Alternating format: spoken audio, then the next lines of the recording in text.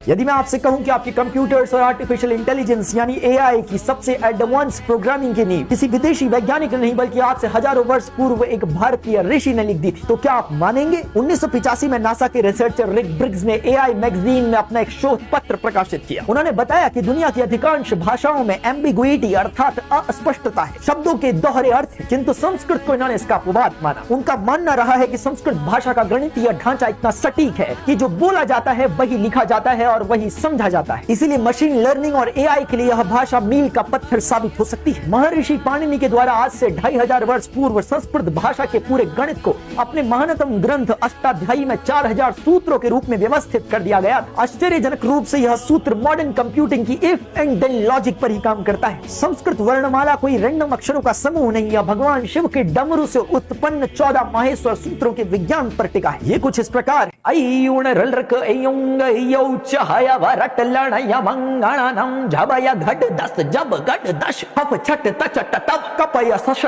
संस्कृत भाषा में हर वर्ण का उच्चारण उनकी शरीर में स्थिति के अनुसार कंठ, तालु, जिह्वा और ओष्ठ से होता है। संस्कृत एकॉस्टिक फोनेटिक्स के आधार पर विश्व की एकमात्र आदर्श भाषा है। इटली के मशहूर न्यूरोलॉजिस्ट डॉक्टर जेम्स हर्ट्जल ने एमआरआई स्कैन के आधार पर द संस्कृत इफेक्ट की खोज की। उन्होंने सिद्ध किया कि संस्कृत श्लोकों के उच्चारण से मस्तिष्क में स्मरण शक्ति तेज होती है और अल्जाइमर जैसी बीमारियों की प्रायिकता कम हो जाती है। पश्चिम तो आज हमारी भाषा और संस्कृति पर शोध कर रहा है, किंतु हम ही अपनी वैज्ञानिक देव भाषा से विमुख हो रहे हैं। निश्चित ही विदेशी आक्रांताओं के आक्रमण के कारण हमारी जड़ों पर कुठाराघात जरूर हुआ है, किंतु हम उतने ही सौभाग्यशाली हैं कि हमारे पूर्वजों ने कितनी ही यातनाओं को सहने के बावजूद इस संस्कृति को सहेज कर रखा। अब यह हमारा उत्तरदायित्व बनता है कि संस्कृति को सहेजें, अनुसंधान करें अपनी इस वैज्ञानिक विरासत पर। भारत माता की जय।